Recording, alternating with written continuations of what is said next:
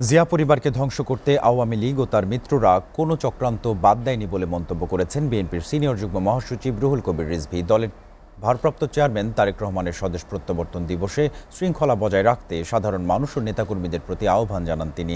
আর দলটির স্বাস্থ্য বিষয়ক সম্পাদক ডাক্তার রফিকুল ইসলাম অভিযোগ করেছেন, একটি দল দেশের রাজনৈতিক পরিবেশ অস্থিতিশীল করতে নানা ষড়যন্ত্র করছে। রাজধানীতে এক অনুষ্ঠানে এসব কথা বলেন তারা। প্রতিবেদন আব্দুল আহাদের।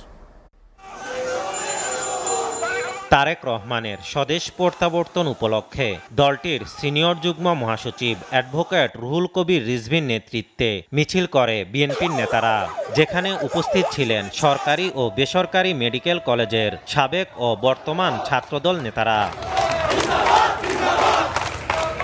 মিছিলটি পিজে হাসপাতাল থেকে শুরু হয়ে শাহবাগ মোড় হয়ে মৎস্য ভবন গিয়ে শেষ হয়।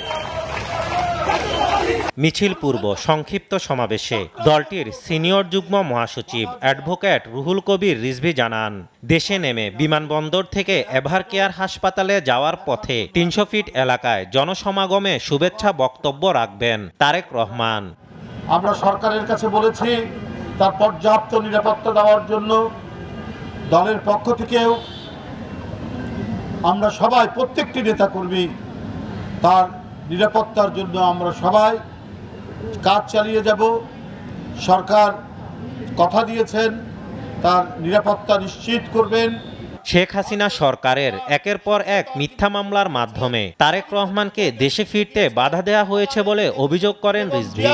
গণতন্ত্র পুনরুদ্ধার করেছেন এক নির্ভীক সৈনিকের মতো। সেই পরিবারকে ধ্বংস করার জন্য, পর্যুদস্ত করার জন্য এমন কোনো চক্রান্ত নাই যেটা শেখ হাসিনা, আওয়ামী লীগ এবং তাদের পার্শ্ববর্তী দেশের প্রভুরা চেষ্টা করেন।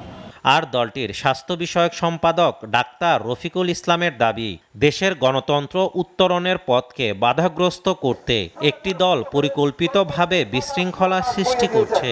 কিন্তু আপনারা দেখতে পাবেন যে একটি বিশেষ দলের প্ররোচনায় এবং তারা চাচ্ছে দেশকে গণতন্ত্রকে বিমুখ করতে এবং দেশের রাজনৈতিক পরিস্থিতিকে অস্থিরতা করে তুলতে, এবং সে ব্যাপারে আপনাদের সকলকে সচেতন হতে হবে। আব্দুল আহাদ, এসটিভি, ঢাকা।